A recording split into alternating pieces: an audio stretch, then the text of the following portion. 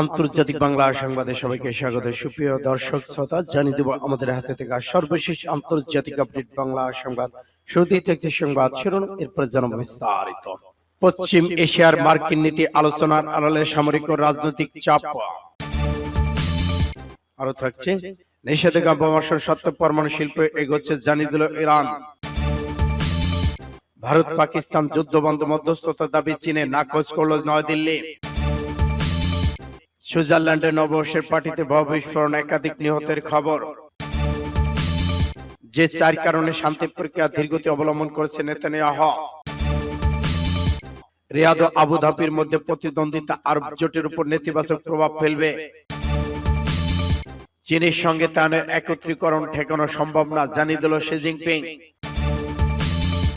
এবং সর্বশেষে জানিয়ে দিব মার্কিন শক্তির আধিপতন, 3 শহর থেকে ন্যাশনাল গার্ড সরিয়ে নিল ডোনাল্ড ট্রাম্প। এতক্ষণ শুনছিলেন সংবাদ শিরোনাম, এখন বিস্তারিত। তবে অনুরোধ থাকবে এই ভিডিওটিতে একটি লাইক দিন এবং কমেন্টস করে জানিয়ে দিন আপনি কোন জেলা থেকে বা কোথা থেকে আমাদের সাথে যুক্ত রয়েছেন।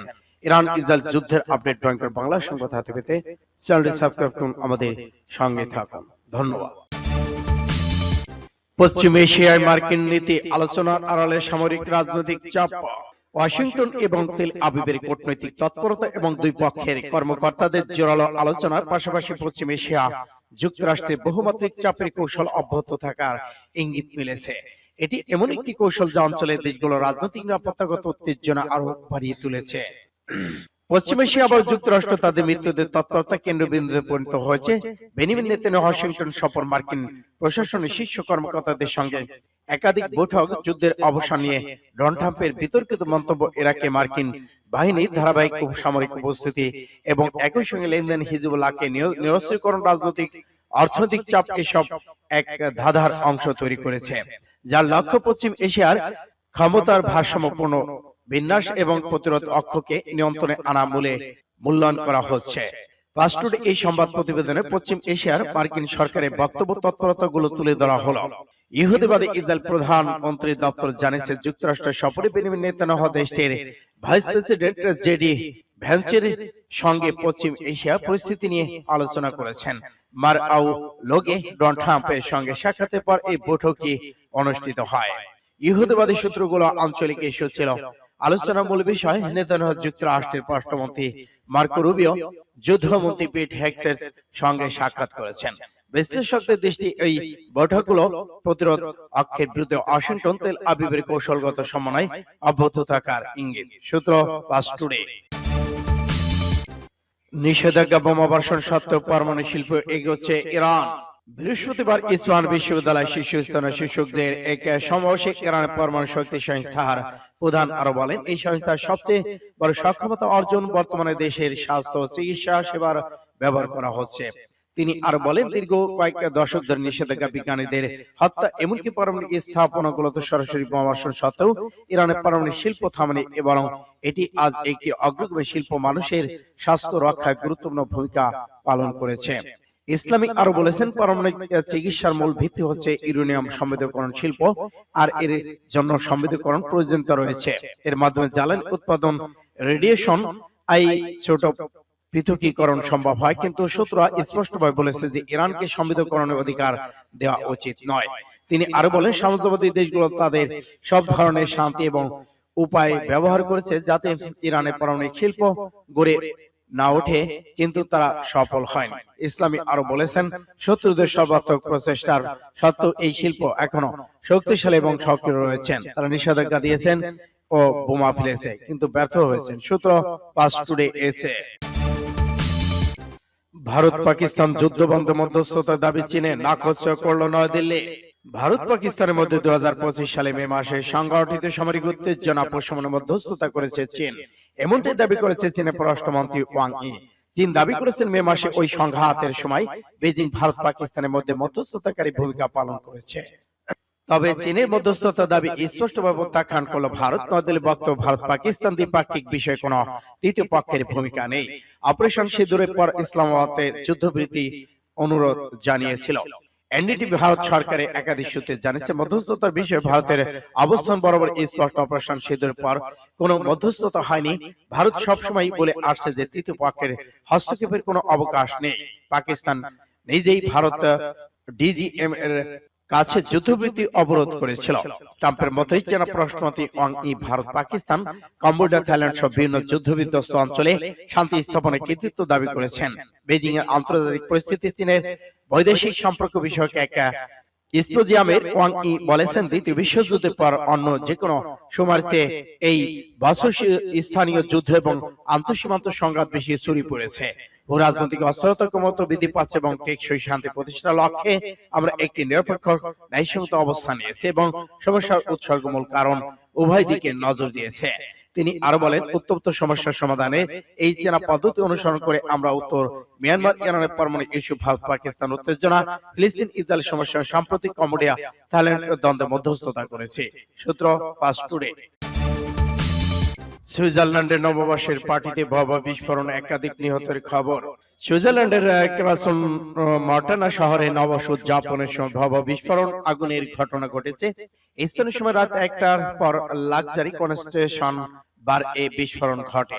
এতে একাধিক নিহতের খবর শোনা যাচ্ছে। খবর সিএনএন ও বিবিসি। সাথে সাথে বড় অগ্নিকাণ্ডের সৃষ্টি হয়, বহু মানুষ আতঙ্কের মধ্যে পড়ে যায়। পুলিশের জানিয়েছে, বিস্ফোরণ একাধিক ব্যক্তি নিহত হয়েছেন এবং অনেকে আহত হওয়ার খবর পাওয়া গেছে।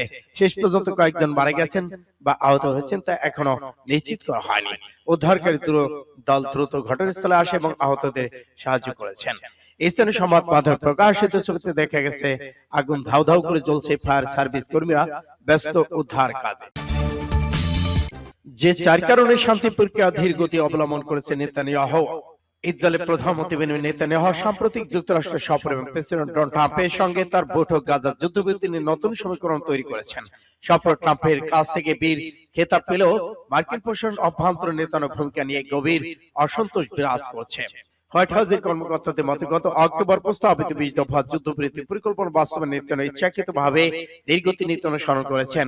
রাজনৈতিক বিশ্লেষক আল জাজিরা প্রতিবেদন অনুযায়ী মূলত নিজের রাজনৈতিক ভবিষ্যৎ রক্ষা, হামাসের বিরুদ্ধে সুবিধাজনক সময় পুনরায় যুদ্ধ শুরুর পথ খোলা রাখতেই তিনি এই কৌশল অবলম্বন করেছেন।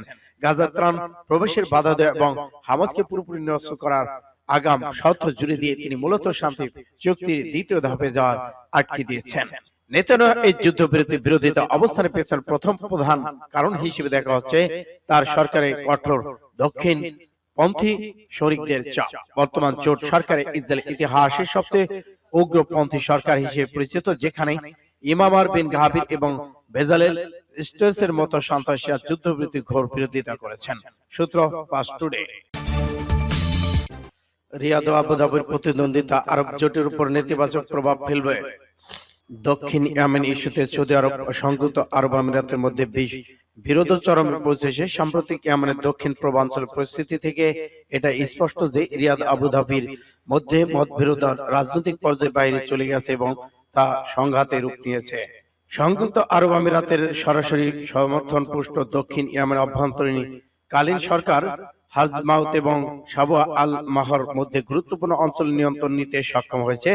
যদিও এই অঞ্চলগুলো সৌদি আরবের জন্য গুরুত্বপূর্ণ, কারণ এটি তেল সম্পদ এবং কৌশলগত অবস্থানের দিক থেকে অত্যন্ত মূল্যবান। এই ক্ষেত্রে সৌদি আরব পেছনে পড়ে গেছে। সৌদি আরব তার সেনাদের পুনর্গঠন, ইয়েমেনের বেসামরিক সরকার বাইরে থেকে ইউনিটগুলো সংগঠিত করে প্রতিদ্বন্দ্বী শক্তির প্রভাব মোকাবেলা করার চেষ্টা করেছেন। এই পদক্ষেপগুলো 2015 সালের পর সৌদি সেনাবাহিনীর সবচেয়ে বড় পরিবর্তন বলে বিবেচিত হচ্ছে। এই সংঘর্ষের প্রকৃতি সূত্র মাত্র সামরিক নয়, এর রাজনৈতিক অর্থনৈতিক দিকও রয়েছে। সৌদি আরব অন্তর্বর্তী সরকারের কার্যক্রমকে অভ্যুত্থান বলে মনে করেন, তবে এই সরকার আবুধাবির সমর্থন দক্ষিণ ইয়েমেনের স্বায়ত্তশাসন এমনকি স্বাধীনতার পক্ষে কাজ করছে। চীনের সঙ্গে তাইওয়ানের একত্রীকরণ ঠেকানো সম্ভব নয়, শি জিনপিং এর ঘোষণা। চীনের প্রেসিডেন্ট শি জিনপিং বলেছেন, তাইওয়ানের সঙ্গে চীনের পুনরায় একত্রীকরণ অনিবার্য, এটি ঠেকানো সম্ভব না। বেইজিং এর দীর্ঘদিন এই লক্ষণটি অপ্রতিরোধ্য। খ্রিস্ট নববর্ষ উপলক্ষে দেওয়া ভাষণে শি জিনপিং এসব কথা বলেন। প্রেসিডেন্ট এই ভাষণে একদিন আগে তাইওয়ান ঘিরে সামরিক মহড়া শেষ করেছেন। ভাষণে শি জিনপিং উল্লেখ করেছেন, তাইওয়ান প্রণালীর দুই পারে বসবাসকারী চীনাদের মধ্যকার বন্ধন এবং আত্মীয়তার। চীন স্বায়ত্তশাসিত তানকে নিজেদের ভূখণ্ড অংশ বলে মনে করেন। দীর্ঘদিন ধরে দ্বীপটি নিজেদের নিয়ন্ত্রণে আনার অঙ্গীকার করে আসছেন, প্রয়োজনে শক্তি প্রয়োগের হুমকি দিয়েছেন। শি জিনপিং ঘোষণা দেন দ্বীপটির সময় সাম্রাজ্যবাদী জাপানের শাসনে অবসান স্মারকে প্রতি বছর তান পুনরুদ্ধার দিবস পালন করে আসছে। আনুষ্ঠানিকভাবে তানের স্বাধীনতার ঘোষণা করা হয়নি, তবে অঞ্চলটি ক্ষমতাসীন ডেমোক্রেটিক প্রোগ্রেসিভ পার্টি ডিপিটি মনে করে দ্বীপটি কার্যত একটি স্বাধীন রাষ্ট্র। বৃহস্পতিবার নববর্ষের ভাষণে তানের প্রেসিডেন্ট উইলিয়াম লাইচিংতে তানকে আরো নিরাপদ করার অঙ্গীকার করেন।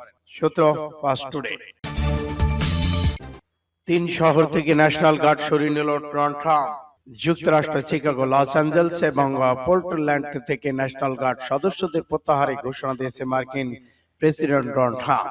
তবে অপরাধের হার বাড়লেও ফেডারেল বাহিনী ফিরে আসবে বলে জানিয়েছেন তিনি। স্থানীয় সময় রাজ্যগুলো থেকে আপাতত ন্যাশনাল গার্ড সরিয়ে নেওয়ার ঘোষণা দিয়েছেন ডোনাল্ড ট্রাম্প। এসব রাজ্য বাস করা অভিবাসী দমনে মোতায়েন করা হয় সামরিক বাহিনীর সদস্যদের।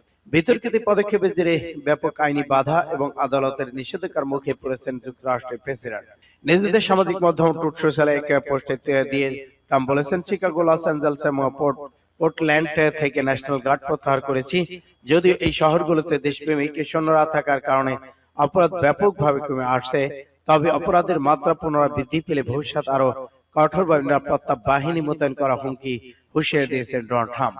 ট্রাম্প বলেছেন, অপরাধ দমন এবং বিক্ষোভকারীদের হাত থেকে ফেডারেল সম্পত্তি এবং কর্মীদের রক্ষা করার জন্য লস অ্যাঞ্জেলস, শিকাগো, ওয়াশিংটন এবং ডিসি, মেমফিস এবং পোর্টল্যান্ডের সেনা মোতায়েন করা জরুরি ছিল।